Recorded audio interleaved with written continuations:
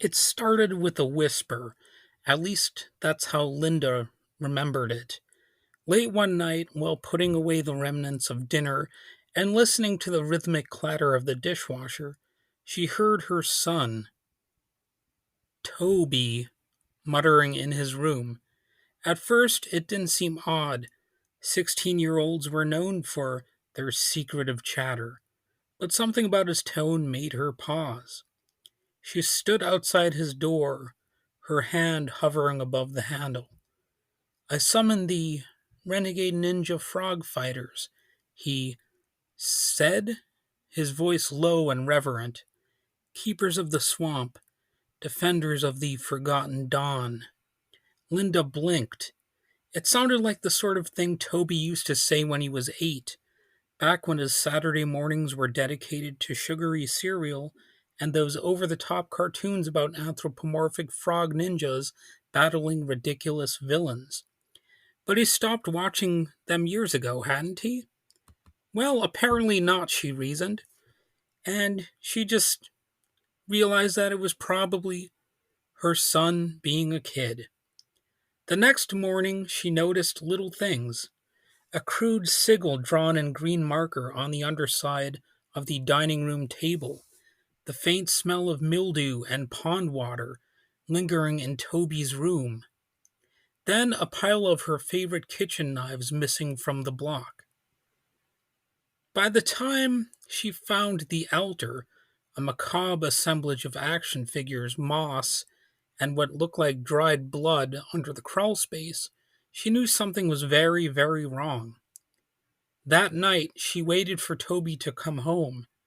It was nearly midnight when the front door creaked open, and he entered, mud smeared on his sneakers and his hoodie smelling like swamp rot. Toby, she said, her voice steady but cold. He froze in the doorway, his wide, innocent eyes meeting hers. What? We need to talk about the group.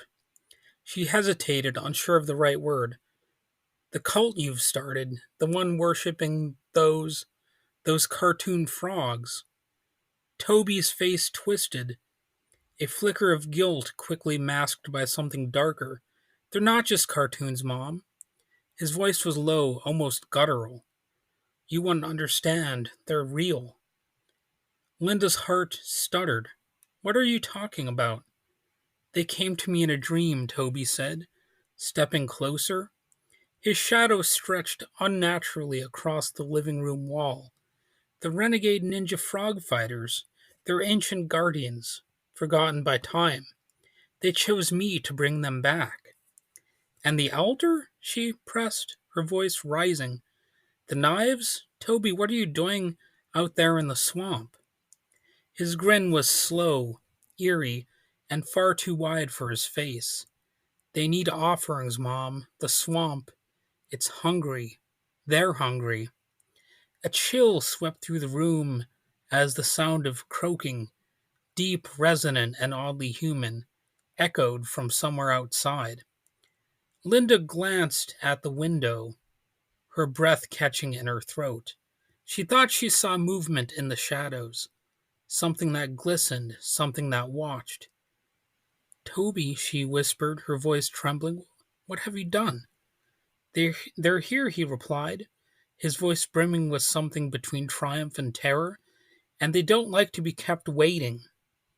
The croaking grew louder, more insistent, and the smell of swamp water seeped into the house. Linda took a step back, her mind racing. She had to stop this, whatever this was, before it was too late. But as Toby's laughter turned to a guttural croak of his own, Linda realized she might already be too late. Blah ha ha ha ha. Okay, that story probably sucked, but there it is. That's a new story for you. Hopefully you liked it. I don't know, but there it is.